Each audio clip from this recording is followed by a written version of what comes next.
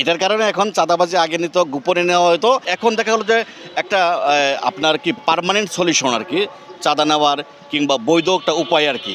আমাদের বাংলাদেশে একমাত্র সম্ভব হকারদেরকে বসার জন্য এই ব্যবস্থা করা হয়েছে। এটা তো আসলে আমাদের বাংলাদেশে যে প্রথমত রাস্তা দখল করে কোনো জিনিস পার্কিং আর হকারের দোকান বসানো, এটা তো সম্পূর্ণ অনৈতিক, অবৈধ।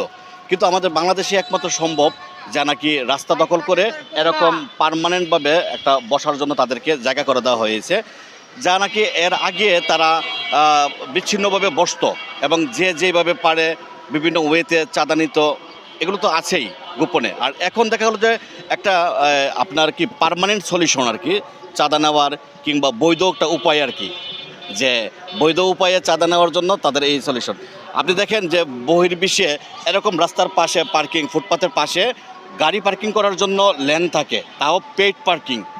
আর আমাদের বাংলাদেশে একমাত্র সম্ভব গাড়ি পার্কিংয়ের জন্য তো এরকম পেইড পার্কিংয়ের জায়গা তো নাই। হ্যাঁ, ফুটপাথের পাশে আরও 1, 2, 3, 4টা লেন হকারদেরকে বসার জন্য এই ব্যবস্থা করা হয়েছে। হকাররা কিন্তু আসলে রাস্তা দখল করে বসার জন্য তারা চায় নাই, তারা কিন্তু চেয়েছিল যে সরকার যেন তাদেরকে একটা পুনর্বাসন একটা ব্যবস্থা করে, যে অন্য কোনো একটা স্থানে যে তারা যেন নিরবিচ্ছিন্নভাবে সুন্দরভাবে যেন ব্যবসা করতে পারে, যেন কোনো হয়রানির শিকার না হয়। কিন্তু দেখা গেল যে ওই যেই লাউ সেই কদু, যে আগে যেভাবে বসতো এটাকে আরেক ধাপ বাড়িয়ে সেটা এখন পার্মানেন্টভাবে বসানোর জন্য করা হচ্ছে। এটা করার কারণে মানে হয় কি, যে জনদুর্ভোগ, গাড়ি চলাচল এগুলো তো আছেই। আর চাঁদার যে অংশটা, এটাও রাজনৈতিকভাবে এখন লক্ষ লক্ষ কোটি কোটি টাকা তারা ছিনিয়ে নেবে, হাতিয়ে নেবে আর কি। হ্যাঁ, চাঁদাবাজিটা এখন ডিজিটাল হয়ে গেছে। এটার কারণে এখন চাঁদাবাজি আগে নিত, গোপনে নেওয়া হতো।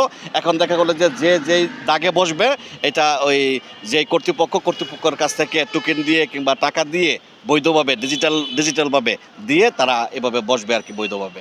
কিন্তু এটা কোনোভাবেই কাম্য না।